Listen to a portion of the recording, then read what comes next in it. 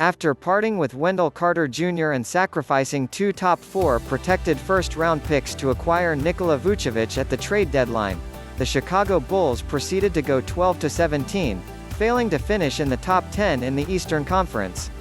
For his part, Vucevic played well.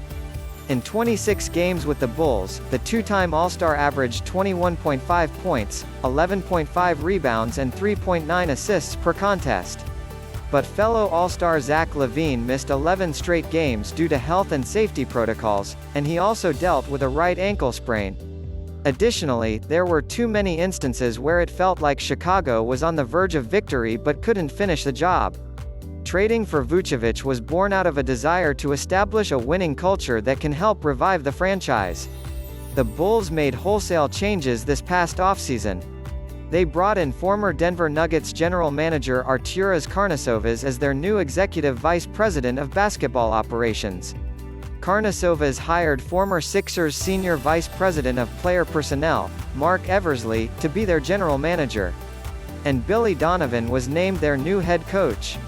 After a disappointing end to the season, that triumvirate now has to figure out the best way for the Bulls to move forward. At this point in time, I cannot tell you what the plan is going to look like. But I can tell you that we'll look at every possible way to improve the team, Karnisovas told the media a couple of days after the conclusion of Chicago's season. Karnisovas went on to say, "When you have a foundation of, let's say, 2 All-Stars in one place, I think it's easier to add additional things that we need." Interestingly enough, one of those 2 All-Stars is eligible for an extension this summer. That would be LaVine, who's coming off a season in which he produced career highs in points, 27.4, rebounds, 5, and assists, 4.9. The same also goes for his field goal percentage, 50.7%.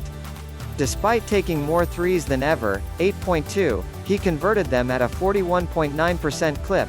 It's the first time he shot 40% or better from beyond the arc.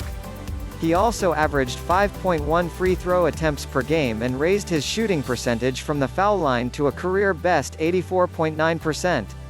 As a result of blossoming into a more lethal shooter and a top 10 scorer, LaVine's effective field goal and true shooting percentages also rose to new heights, growing to 59.6 and 63.4%, respectively. The latter is the 4th highest mark among players with a usage rate of at least 30%, trailing only Kevin Durant, Stephen Curry and Joel Embiid, per NBA.com.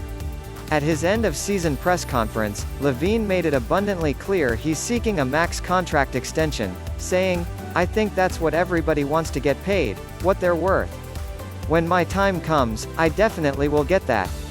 There are currently more than 24 players on max contracts. In other words, expect LaVine's name added to that list.